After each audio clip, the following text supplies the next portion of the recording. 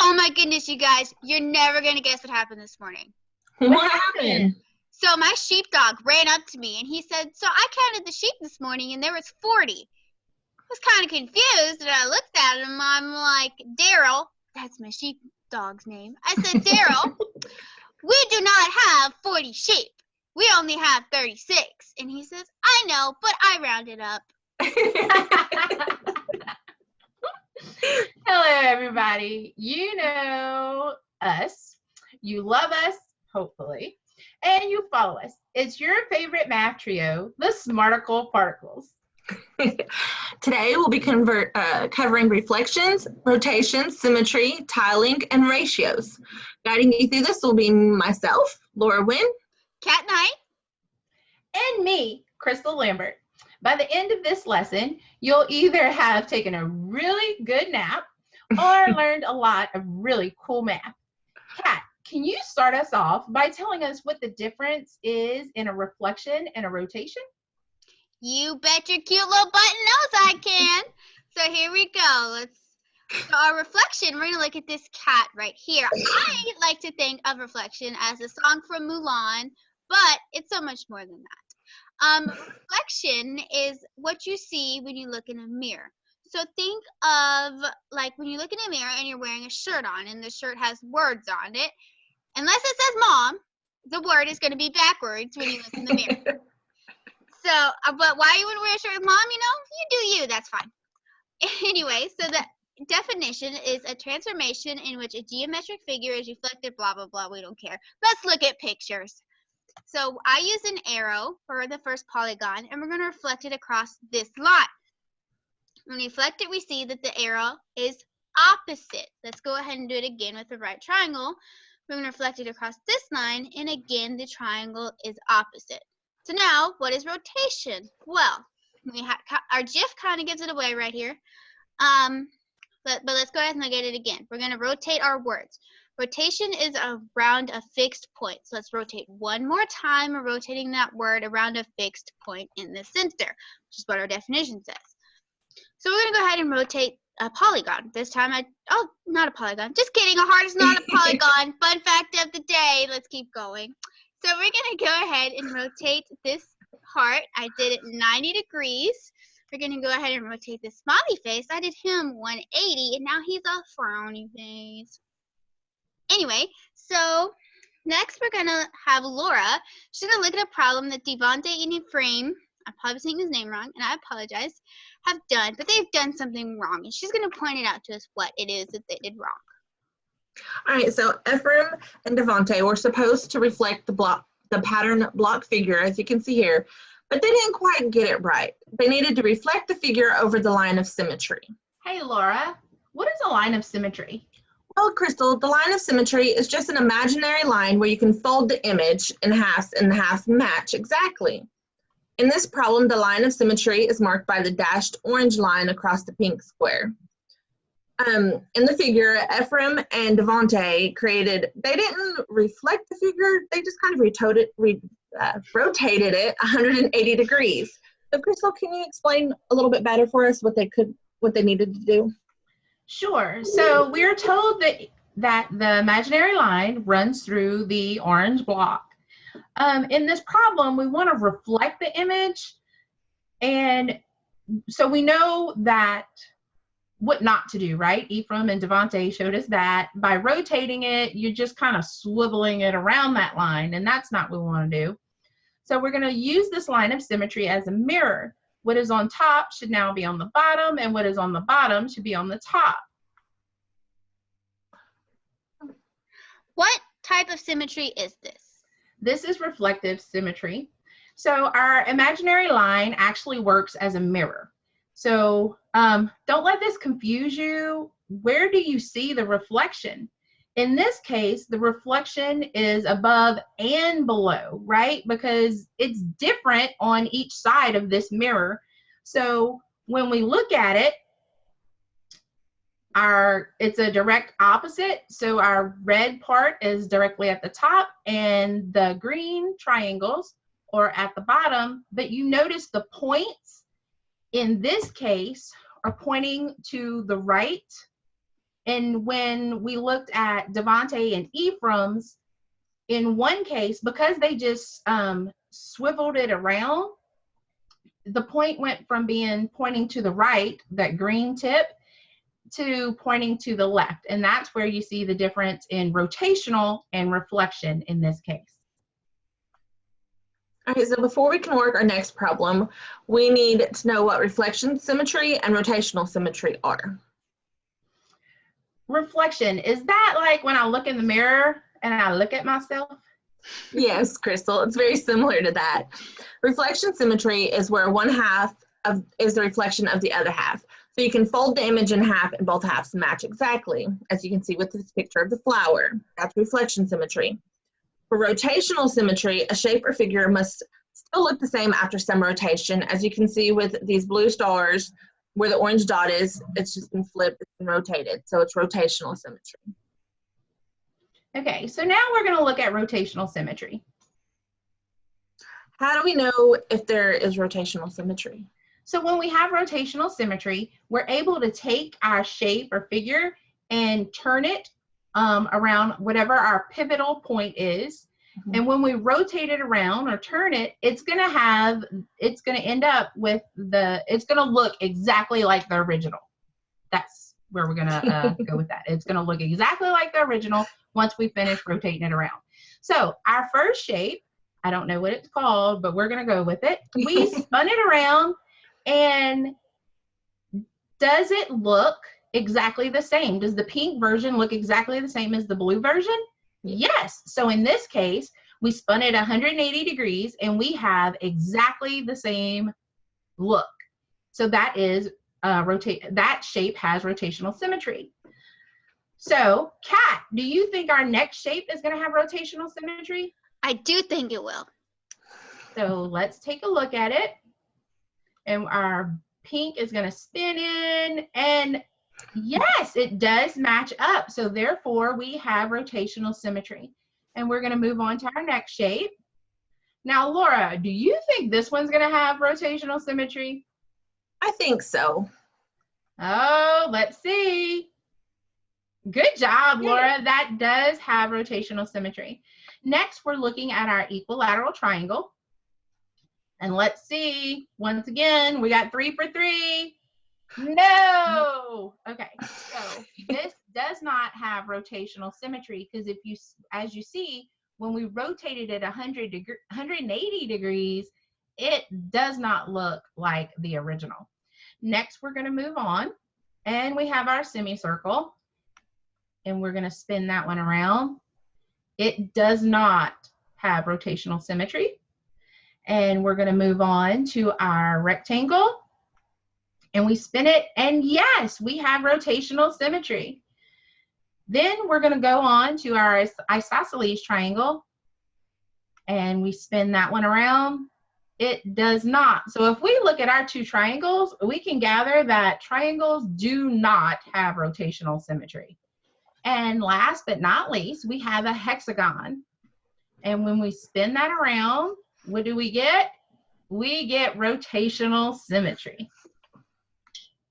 Okay, so now we're going to look at reflectional symmetry. And again, reflectional symmetry has been explained as the sunflower that Laura has shown us. Think of a butterfly, and don't actually do this at home, but think of it in your head.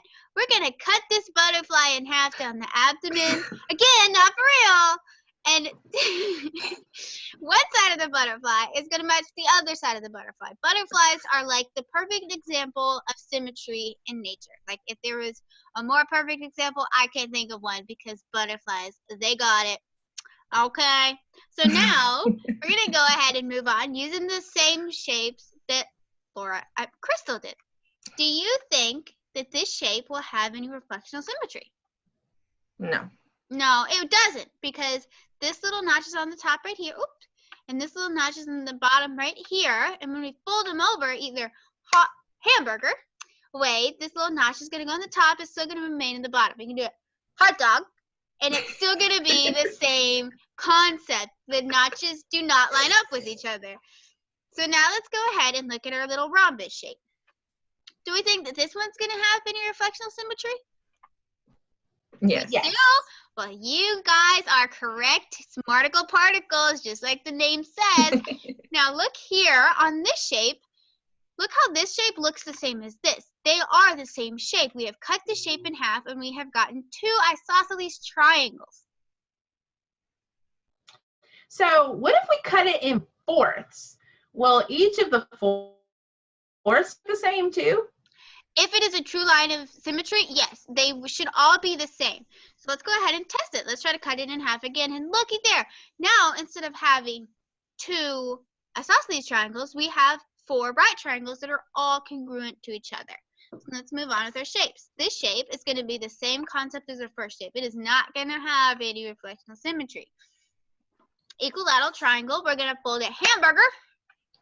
And we are going to have some reflectional symmetry. But if we try to fold our hot dog, the point would meet the bottom line of the shape, and that ain't reflectional symmetry. That ain't how it goes. Now we're going to go ahead and look at our, hello, there it is. We're going to look at our semicircle. Do we think that this one's going to have any reflectional symmetry? Yes, it's going to be hot dog or hamburger. Hamburger.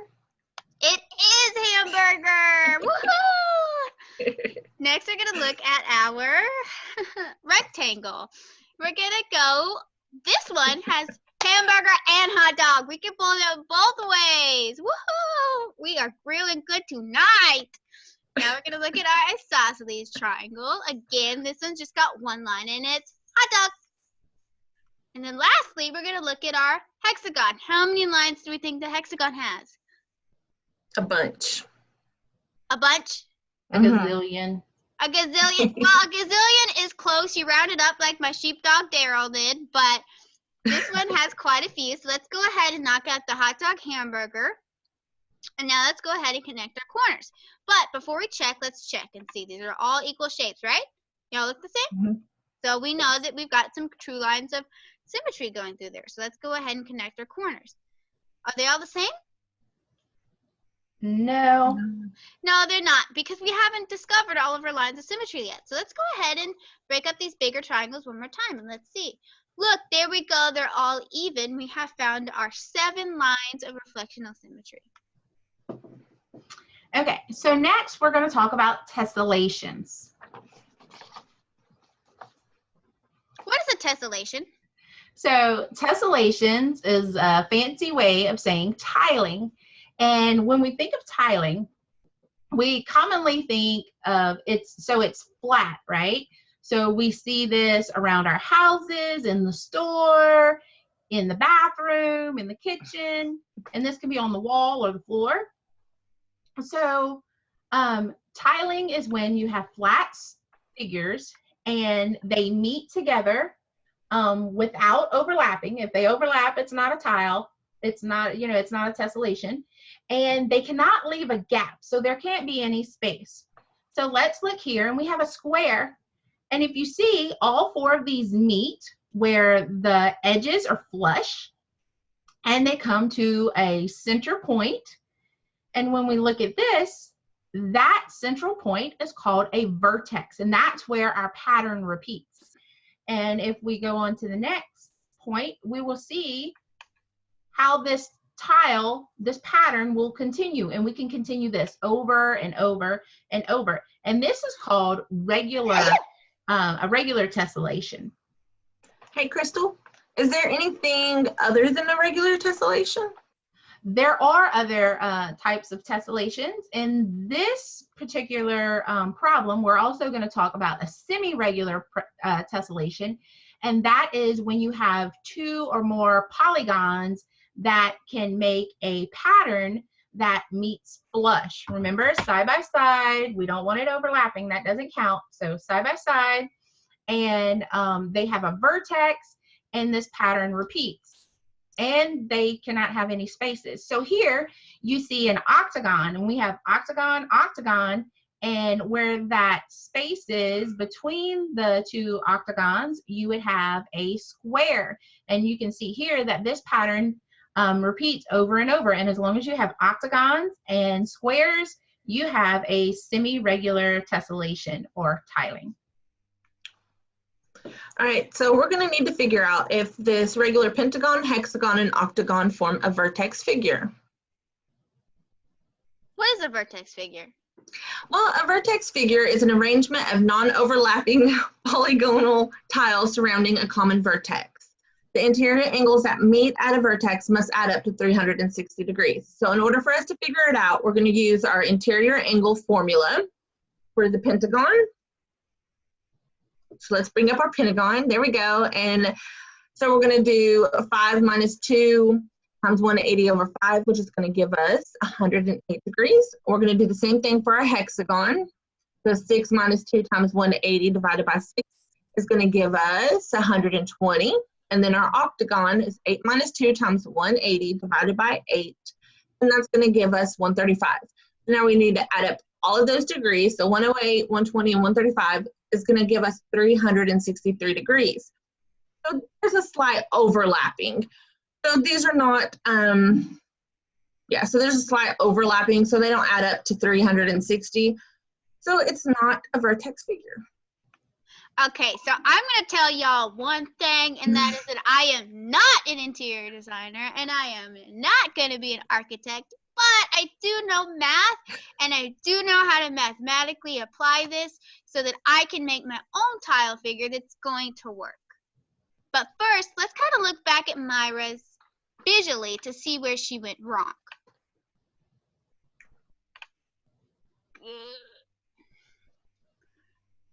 Hey, Cat.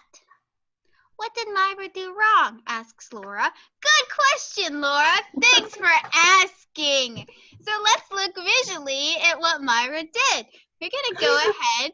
We have one pentagon is what she used. So let's kind of look at our pentagon. When we look at it, it's not very coherent. Like we see here, we've got kind of a house shape. And down here, we've got a straight line. So again, think of our hot dog fold. If we hot dog folded this, it would not have this beautiful line of symmetry. This is not a very symmetric figure. And just to prove it even further, I went ahead and flipped it, and it doesn't look the same. So these shapes, they're just not very coherent. They're not going to fit together beautifully when we put them side by side by side by side. So I chose shapes that are going to work. I chose an octagon, which, you know, think of a stop sign, stop, hammer time, all that good stuff, stop in the name of love, whatever it may be. So we're going to go ahead and use a very, very coherent shape, probably one of the most coherent shapes that we can think of. We're going to use a square. So I'm going to put a square on each one of these sides. Now, if we look, the gaps here are all equal. They all look the same, like they can fit the same shape. And that's because they can't.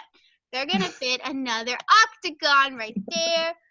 And again, let's continue our shape to make sure it works. We're going to add more squares, more octagons, and this shape will continue on forever. So this is how I would tile. All right, so for this problem, we're going to start off by drawing a line M and a point P that isn't on the line. Next, we're going to need to make an arc centered at P and intersects the line at 2 points Q and S. Then we're going to put point T not on the line M, but at the bottom, and we will make a line segment that connects P and T together, and we'll make V be the intersection of line M. So we need to make a couple sets of congruent lines. So, Laura, what are congruent? What does congruent even mean? So congruent means the same shape and size, but you can flip, slide, or turn it.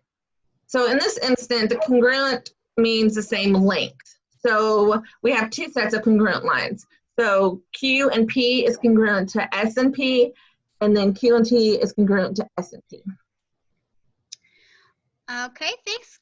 Thank you, Laura. We're going to look at the triangles here now that have been created by this shape, which this shape is actually called a kite. And if you look at it, you can see why it's a kite. Unless you didn't have a childhood, then you don't know it's a kite. And I'm so sorry. But we're going to call this a kite. And the kite has one line of reflectional symmetry. So, and that would be hamburger. And the line is drawn already for us. Reflectional symmetry, P to T is going to be our line of reflectional symmetry. So now I'm going to look at our triangles. So let's look at QPT and SPT. And like I have explained before, that when we cut a line in half with a true line of reflectional symmetry, each side is going to be the same. So we can tell that that's going to be the same here. But if you're in doubt, let's go ahead and look at these congruent lines. So this line.